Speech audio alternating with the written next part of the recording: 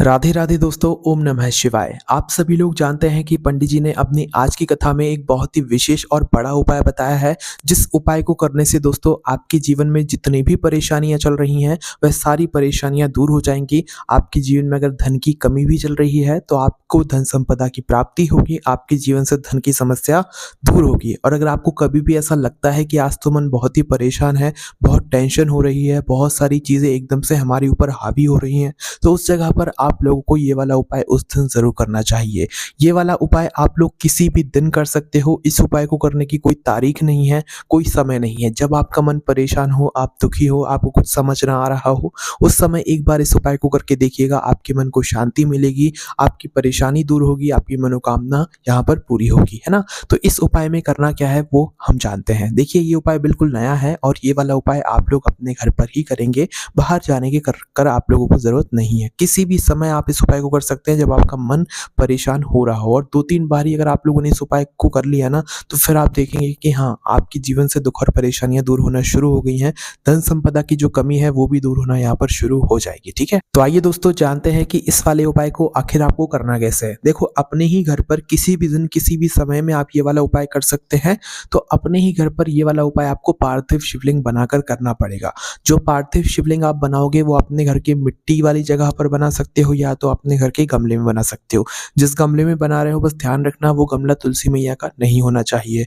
या तो अगर आपके घर में मिट्टी वाली ज़मीन है तो आप मिट्टी पर भी पार्थिव शिवलिंग का निर्माण कर सकते हो, या किसी गमले के अंदर पार्थिव शिवलिंग का निर्माण कर सकते हो। ज़्यादा आपको डिज़ाइन वाला शिवलिंग बनाने की ज़रूरत नहीं है, मात्र मिट्टी को थोड़ा-सा ऊपर की ओर उठाकर एक शिवलिंग का आकार देकर ही आप पार्थिव शिवलिंग बनाकर उसके साथ में फिर ये वाला उपाय कर सकते हो, है ना? तो इस उपाय में आप लोगों को अपने ही घर के अंदर सुबह, शाम, दोपहर में जब आपको समय मिल रहा हो, आपको एक पार्थिव शिवलिंग का निर्माण करना है, सिर्फ एक पार्थिव शिवलिंग का, है ना?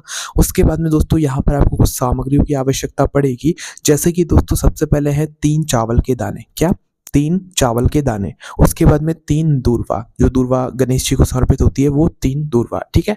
उसके बाद में दोस्तों यहाँ पर आपको चाहिए 3 बेलपत्र। क्या? 3 बेलपत्र, है ना? इसके बाद में दोस्तों आप लोगों को चाहिए 3 लोटा जल। चाहो तो छोटा सा लोटा ले लो, एक बड़ा लोटा रख लो, और उसके बाद में छोटे ही लोटे से 3 बार आप लोग जल चढ़ा सकते हो। यहाँ पर आपको 3 लोटे जल की आवश्यकता पड़ने वाली है, क्योंकि अगर आप लोग गमले में या मिट्टी में उपाय कर रहे हो तो बड़ा लोटा जल चढ़ाओगे तो वही वो पूरे में पानी पानी हो जाएगा। इसलिए आप छोटा सा कोई लोटा लेना, उससे फिर 3 बार आप लोग जल चढ़ाना, ठीक है? जिससे कि आपकी जो मिट्टी है वो ज़्यादा वहाँ पर गीली ना हो और पानी ना भरा इस वजह से, है ना? तो आपको करना क्या है, आपने ये सामग्री रखी। अब सामग्री रखने के बाद दोस्तों सबसे पहले आपको ये सामग्री ही अपने पार्थिव शिवलिंग पर चढ़ानी पड़ेगी, जिस समय आप लोग अपना ये वाला उपाय कर रहे होगे। तो सबसे पहले अपने 3 चावल के दाने निकालो। 3 चावल के दाने जब आप लोग निकालो तो इस बात का ध्यान रखना कि वो दाने टूटे हुए, कटे-पिटे नहीं होने चाहिए, पूरे साबुत और सैगे चावल के दाने होने चाहिए ना। तो 3 चावल के दाने निकाल कर आपको क्या करना है कि आपने देखा होगा कि माता अशोक सुंदरी जी का स्थान होता है, जलाधारी के ऊपर एक गणेश जी का स्थान होता है, कार्तिकेय जी का स्थान होता है ना। तो आप कोशिश करना कि अगर आप लोगों ने जलाधारी नहीं भी बनाई है तो शिवलिंग के सामने जो आपकी मिट्टी में जगह हो आप उसे जलाधारी मान लेना, और अगर जलाधारी बनाना चाहो तो वहीं के वहीं आप जलाधारी भी बना सकते हो, और अगर नहीं भी बनाना चाहो तो शिवलिंग के सामने जो आपकी मिट्टी की जगह होगी आप उसे जलाधारी मान लेना, है ना। अब करना क्या है, 3 जो चावल के दाने हैं इसमें से सबसे पहला चावल का दाना आप गणेश जी वाले स्थान पर चढ़ाओ, मतलब कि जलाधारी के सीधे हाथ की तरफ आप जो है एक चावल का दाना चढ़ाओ। उसके बाद में दूसरा चावल का दाना माता अशोक सुंदरी जी वाले स्थान पर चढ़ाओ, मतलब जलाधारी के बिल्कुल बीचों बीच में, है ना। उसके बाद में तीसरा चावल का दाना कार्तिकेय जी वाले स्थान पर चढ़ाओ, मतलब कि जलाधारी के लेफ्ट हैंड साइड में उल्टे हाथ की तरफ में, है ना। तो ये 3 चावल के दाने आपको इस तरीके से माता अशोक सुंदरी जी वाले स्थान पर, गणेश जी वाले जगह पर और कार्तिकेय जी वाली जगह पर चढ़ाना है। पहले गणेश जी वाले स्थान पर चढ़ाना है, फिर अशोक सुंदरी वाले स्थान पर, फिर कार्तिकेय जी वाले स्थान पर, है ना। इसी तरीके से अपनी 3 दुर्वा भी निकालना है। पहली दुर्वा को गणेश जी वाले स्थान पर, दूसरी दुर्वा को माता अशोक सुंदरी वाले स्थान पर, तीसरी दुर्वा को आपको यहाँ पर कार्तिकेय जी वाले स्थान पर चढ़ाना है, ठीक है। अब दोस्तों यहाँ पर आप अपनी 3 बेलपत्र निकालना, और 3 बेलपत्र को आपको यहाँ पर नहीं चढ़ाना है, 3 बेलपत्र को अलग जगह पर चढ़ाना है।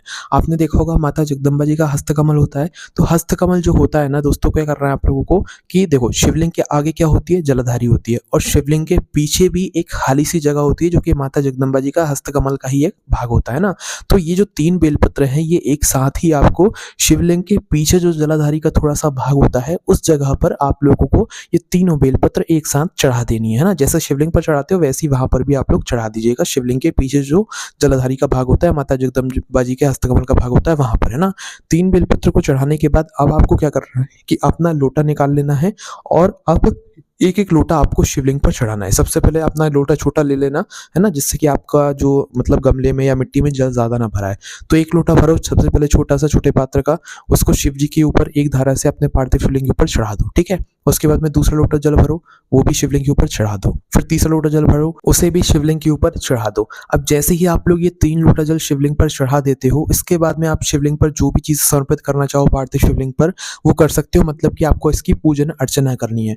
पूजन अर्चना के लिए आप जो भी चीज़ चढ़ाना चाहो चढ़ा दो। उसके बाद में अब आपको एक दीपक भी जलाना है।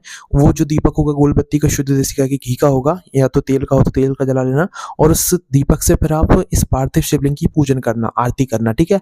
आरती करने के बाद इस दीपक को वहीं के वहीं रख देना। रखने के बाद अब जब तक ये दीपक जलता है, जब तक तो आपको कुछ नहीं करना है। दीपक जब आप लोग जला दो ना, तो दीपक जलाने के बाद भगवान से वहीं पर हाथ जोड़कर एक बार प्रार्थना करना और अपनी मन की जो भी दुख और दुविधा है, परेशानी है, उसको एक बार भगवान से बोलना। आपकी जो भी परेशानी है जिसके लिए आप उपाय कर रहे हो, एक बार वो परेशानी बोलना।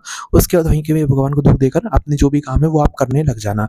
जब तक आपका दिया जलता है, जब तक कुछ नहीं करना है। और जैसे ही दीपक बुझ जाता है, दिया ठंडा हो जाता है, जो आपने पूजन के समय पार्थिव शिवलिंग के लिए जलाया हुआ था, जैसे ही वह दीपक ठंडा हो जाता है, दीपक के ठंडे होने के बाद में अब आप लोगों को क्या करना है कि इस पार्थिव शिवलिंग का विसर्जन करना है। तो थोड़ा-सा अलग से जल लाकर इस पार्थिव शिवलिंग का विसर्जन वहीं के वहीं कर देना, ठीक है?